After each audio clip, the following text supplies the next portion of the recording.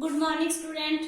कल हमने किया था सातवाहन वंशों के शासकों के बारे में। आज हम उसी क्वेश्चन को कंटिन्यू करते हैं। तो हमने किया था गौतमीपुत्र शतकर्णी प्रथम के उत्तराधिकारियों के बारे में। तो उसमें हम आज करेंगे गौतमीपुत्र शतकर्णी के बारे में। क्लियर? पहले हमने किया था शतकर्णी प्रथम, उसके बाद आज है गौतमीपुत्र शतकर्णी और उनकी उपलब्धियों के बारे में। Very important long question. पहले बात करते हैं बच्चों हम उनके प्रारंभिक जीवन के बारे में। तो गौतमीपुत्र शतकर्णी के बाद जो प्रारंभिक जीवन के बारे में हमें कोई ज्यादा जानकारी उपलब्ध नहीं होती है, और जितनी भी जानकारी उपलब्ध होती है वो हमें उनके जो नासिक अभिलेख से मिलती है। लेकिन उनके जो नासिक अभिलेख था उसमें भी हमें उनके जो विजयों के बारे में, उनकी जीतों के बारे में जानकारी मिलती है, परंतु उनके आरंभिक जीवन के बारे में हमें कोई सूचना नहीं मिलती। और उपलब्ध सामग्री के आधार पर बच्चों हम ये कह सकते हैं कि वो एक महान और प्रकर्मी सम्राट था, जिसने सातवाहनों के खोए हुए गौरव और वैभव को पुनर्प्राप्त करके उसको नवजीवन दिया था। कहा जाता है कि जो गौतमीपुत्र शतकर्णी था उसने 24 वर्ष 106 से लेकर 130 24 वर्ष 24 इयर्स उन्होंने शासन किया था। जी उनके बारे में हमें पता कहाँ से चलता है? नासिक अभिलेख से। कहा जाता है कि उन्होंने गौतमीपुत्र शतकर्णी ने शक, यवन और पल्लव राजवंशों को हराया था और उसने शत्रुओं का नाश किया था और अपने वंश की कीर्ति को दोबारा प्राप्त किया था। और उसका जो महत्वपूर्ण कार्य था वो था क्षत्रप नहपान को पराजित करना। वेरी इंपॉर्टेंट 2 नंबर का क्वेश्चन बन सकता है। उसके अस्तित्व को उसने नष्ट कर दिया था और उसको नष्ट करके गौतमीपुत्र शतकर्णी ने जो शकों की शहरात शाखा, कौन सी शाखा? शहरात शाखा को समाप्त कर दिया था, जो उसके साम्राज्य के लिए सदा एक खतरा बनी रही थी। फिर हम उससे नेक्स्ट हम करते हैं उनकी शक विजयों के बारे में कि उसने शकों को कैसे हराया था। कहा जाता है कि बच्चों जब उसने 106 ईस्वी में गद्दी प्राप्त की थी तो उसके लगभग 18 साल के बाद 18 सालों तक उसने अपनी शक्ति को संगठित किया था। और 18 साल पूरे होने के बाद अपनी गद्दी के 18वें या शासनकाल के 18वें वर्ष में उन्होंने उत्तरी महाराष्ट्र में शकों की शक्ति को समाप्त करके सातवाहनों की सत्ता स्थापित की थी। ये बच्चों शतकर्णी की पहली और महत्वपूर्ण सफलता थी। और उसने शहरात वंश के कौन से शासक को हराया था? नहपान को पराजित कर दिया था। और इसकी युक्ति हमें पुष्टि होती है जोगल थम्बी। किससे? जोगल थम्बी मुद्रा भंड। जोगल थम्बी मुद्रा भंड से होती है। तो बच्चे जो ये मुद्रा भंड में ऐसे सिक्के हैं जिन पर नहपान और गौतमीपुत्र शतकर्णी, जिन पे पहले क्या था? गौतमीपुत्र शतकर्णी और नहपान दोनों के नाम अंकित होते थे। परंतु नासिक अभिलेख पर हमें ये ज्ञात होता है कि नहपान को पराजित करने के पश्चात कि इन सिक्कों पर सिर्फ किसका नाम अंकित होना शुरू हो गया था? सिर्फ गौतमीपुत्र शतकर्णी का नाम ही इन पर अंकित करवाया गया था।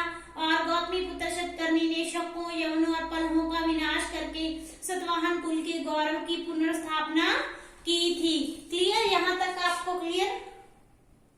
तो नेक्स्ट हम करते हैं गौतमीपुत्र शतकर्णी के जो नासिक अभिलेख से हमें पता चलता है कि उन्होंने अपने शासनकाल के 18वें वर्ष यानी कि 124 ईस्वी पूर्व में उन्होंने शकों के विरुद्ध अपनी रण यात्रा निकाली थी। और उन्होंने क्षत्रप नहपान को पराजित करने के बाद उन्होंने सौराष्ट्र, गुजरात, नर्मदा नदी पर महेश्वर प्रदेश, इसके अलावा उत्तरी कोंकण, मारवा, पश्चिमी मारवा, इन पर अपना अधिकार कर लिया था। और ये सब हमें किससे पता चलता है? उनके नासिक अभिलेख से।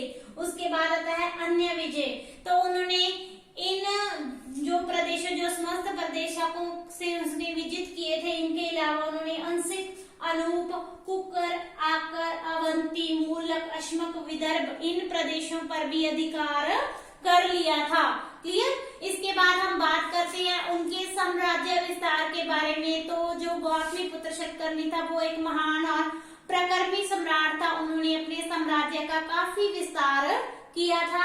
तो अगर हम उनके साम्राज्य के बारे में पढ़ते हैं तो पश्चिम में उनका जो साम्राज्य कृष्णा नदी से लेकर उत्तर में सौराष्ट्र और मारवा तक, पूर्व में विदर्भ से लेकर दक्षिण में कोंकण तक फैला हुआ था।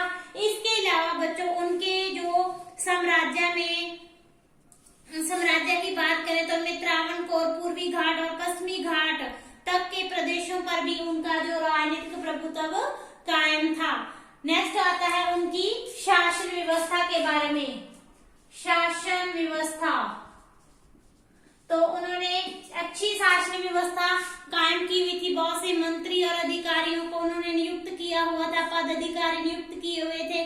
इसके अलावा जो गौतमीपुत्र शतकर्णी का शासन व्यवस्था थी वो धर्मशास्त्रों द्वारा अनुमोदित थी और उनके अनुसार वो टैक्स लगाता था और प्राप्त धन को भी वो उसी प्रकार धर्मशास्त्रों के अनुसार ही खर्च करता था। इसके अलावा शुभ दिनों पर वो प्रजा के लिए उत्सवों और सभाओं का आयोजन भी किया करता था। महाभोज, महारथी, महासेनापति, महाभोज, महारथी और महासेनापति प्रांतों के जो शासक थे और नगरों का प्रशासन था वो नगर पालिकाओं के द्वारा, और जो ग्रामों का शासन प्रबंध था वो ग्राम पालिकाओं के द्वारा, जो ग्राम पंचायतों के द्वारा चलाया जाता था। तो इस तरह उसने एक अच्छी शासन व्यवस्था भी की हुई थी। क्लियर। नेक्स्ट हम करते हैं उसके कैरेक्टर और उनके वैल्यूएशन के बारे में कि जो गौतमीपुत्र शतकर्णी था उनका चरित्र का मूल्यांकन हम करेंगे।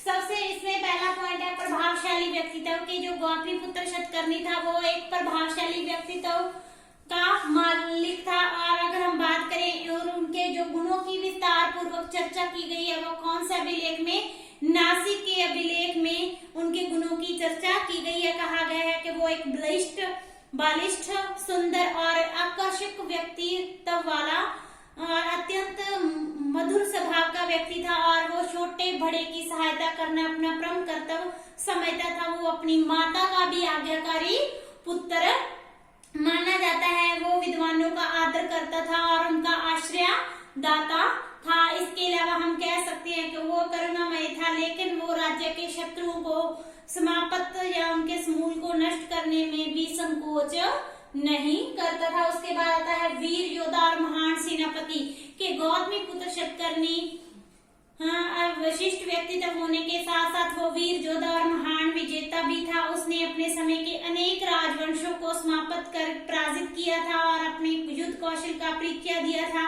इसलिए उनको नासिक अभिलेख में उसे क्षत्रियों का घमंड और मान को चूर करने वाला, क्षत्रियों को नाश करने वाला, शक, यवन और पल्लवों का नाश करने वाला और युद्धों में अनेक शत्रुओं को जीतने वाला बताया गया है। क्लियर। उसके बाद आता है प्रजा वत्सल शासक के। गौतमीपुत्र शतकर्णी प्रजा की भलाई करना अपना परम कर्तव्य समझता था। वो प्रजा के दुख सुख को अपना दुख सुख मानता था और अपने जनता पर उसने अधिक कर नहीं लगाए थे। राजद्रोह के अपराधियों के अतिरिक्त अन्य अपराधियों से वो दया का व्यवहार करता था और उसने अपनी प्रजा की नैतिक और भौतिक उन्नति के लिए सदैव प्रयत्नशील रहा था। वो एक उदार और दयालु शासक था और उसने दीन दुखियों, अनाथों और असहायों को उदारता पूर्वक आर्थिक सहायता भी दी थी। लास्ट में आता है ब्राह्मण धर्म का प्रबल समर्थक के। जो गौतमीपुत्र शतकर्णी था उसने ब्राह्मण धर्म का समर्थन किया था। ब्राह्मण धर्म का जो पुनरुत्थान भी उसने किया था। उसके शासनकाल में ब्राह्मणों का जो स्थान था वो सर्वोच्च हो गया था। तो इस तरह वैदिक धर्म के अनुष्ठानों को उसने स्वीकार करके प्रधानता भी दे दी थी। बौद्ध धर्म और विदेशियों के संपर्क के कारण क्या हुआ था कि 4 वर्णों में पारस्परिक विवाह होने लगे थे, परंतु उसने अपने शासन काल में इन विवाहों को वर्जित कर दिया था। समाज में उस समय स्त्रियों को उसने उच्च स्थान दिया था, जिसका एग्जाम्पल हम ले सकते हैं कि जो स्वयं शतकर्णी था वो अपनी माता का बहुत आदर और सम्मान करता था और अपनी माता गौतमी का पुत्र कहलाने में गौरव का अनुभव करता था। क्लियर। तो ये तो था गौतमीपुत्र शतकर्णी के उनकी विजयों के बारे में, उनके कैरेक्टर के बारे में और उसके समय के जो प्रसिद्ध सातवाहन शासकों के बारे में हम किया था। तो ये टॉपिक यहाँ कंप्लीट हुआ। कल हम करेंगे इसी को कंटिन्यू। नेक्स्ट टॉपिक इसी का ही। Thank you so much.